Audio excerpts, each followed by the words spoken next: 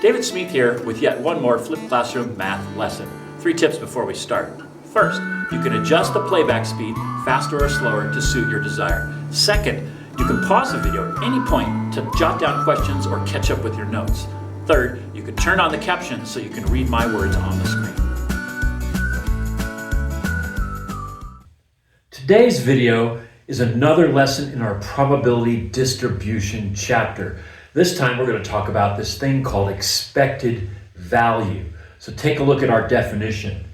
The mean of all the possible values of a random variable in a probability experiment. So let's take a look at some formulae, reacquaint ourselves with the example we looked at in the last lesson, and then do some problems. So check this out. So we have a new variable, this is mu, and what it really is the expected value of x. Okay, so remember our uppercase X is our random variable as we defined in the last lesson. And so the expected value of that random variable in a probability experiment is given to us by the following formula. Now this is complicated, lots of different symbols in there. Stay with me, you can do this. So the Greek letter sigma stands for sum.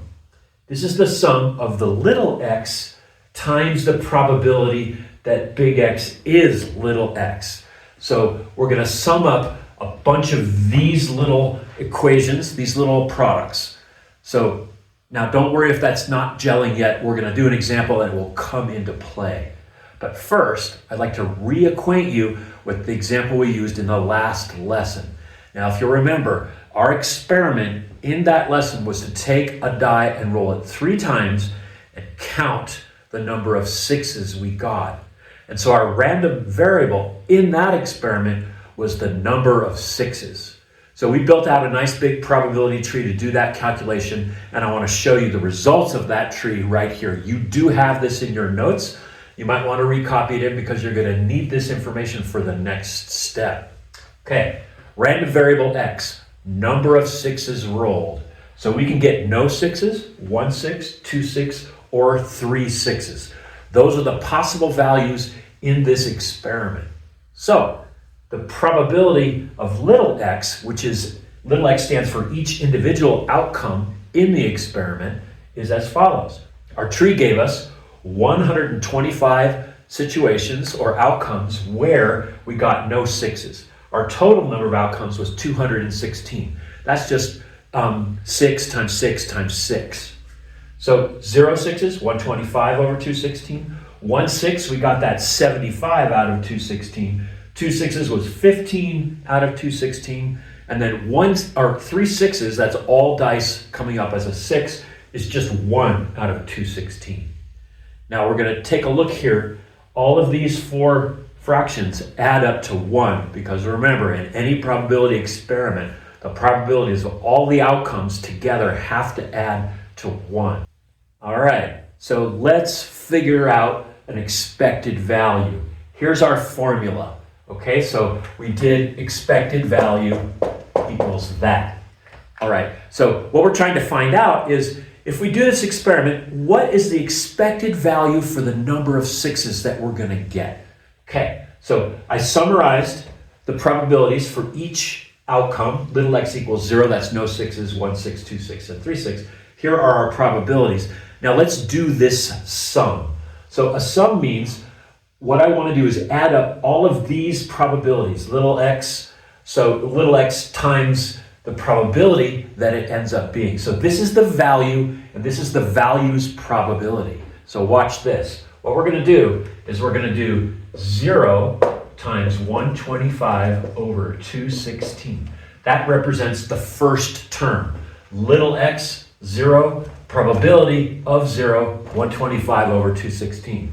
Then we're going to add this one. So now the probability, the value of x is 1. We're going to multiply it by its probability. So this is 1 times 75 over 216 plus, now the value of little x is 2 times 15 over 216. And then finally, our 3 times 1 over 216. So now we're going to sum these up to get our expected value. So now this is straightforward calculation. I want you to pause the video and multiply 0 by 125 over 216, 1, and so on. Get those numbers and get your solution. All right, let's see how you did. So I did this without the calculator. You're totally fine using your calculator. I like messing around with fractions. So my first product here, 0 times whatever that fraction is going to be 0. We didn't get anything from that one. 1 times 75 over 216 is 75 over 216. 2 times 15 over 216 is 30 over 216. 3 times 1 over 216 is 3 over 216. I added my fractions up. They're all over 216. I get 108 over 216. Now, some of you might notice already, this is a half. 108 is half of 216. I went ahead and reduced, then noticed this is 1/2. So that's the result. So now I want you to pause the video and make sure that you could do this calculation and get to 1/2. So now I need you to think real hard about what this means. We got an expected value of 1/2. What does that mean in terms of our experiment? Remember, we rolled a die 3 times and we counted the number of 6s. And then that allowed us to create the probabilities of each outcome, 0, 1, 2, and 3 6s, and then calculate all of the stuff that we've done since then and got our expected value of 1/2. So what does that mean? Circle back around to the whole experiment and figure that out and come back. All right, let's tease this out.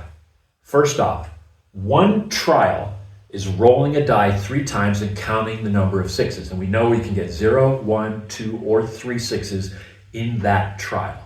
So the expected value of 1/2 means that if we do a large number of trials, like we roll that die 3 times, maybe 1,000 times, 1,000 trials, the mean number of 6s we'll get is going to be 1/2. So in other words, if we add up all the 6s we get in that 1,000 trials and then divide by 1,000, because we did it 1,000 times, we're going to get 1/2.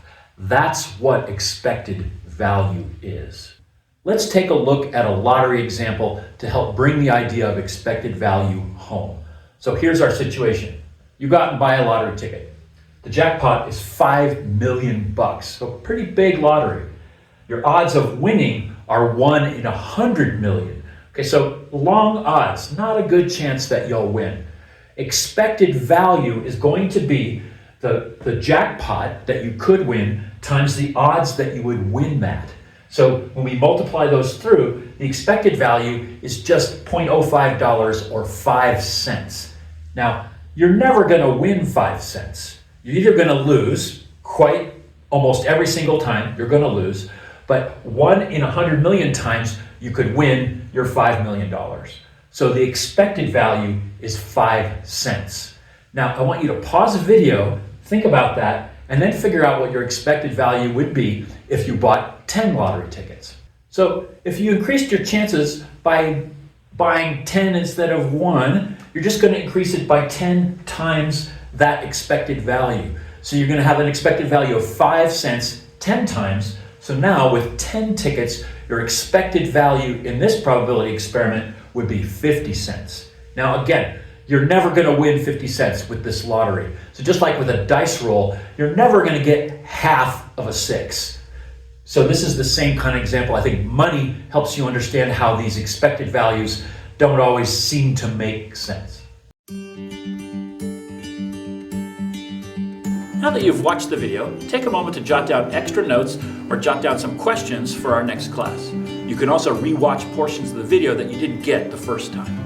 If you enjoyed the video, please click like, and if you'd like to help me grow my YouTube channel, please click subscribe.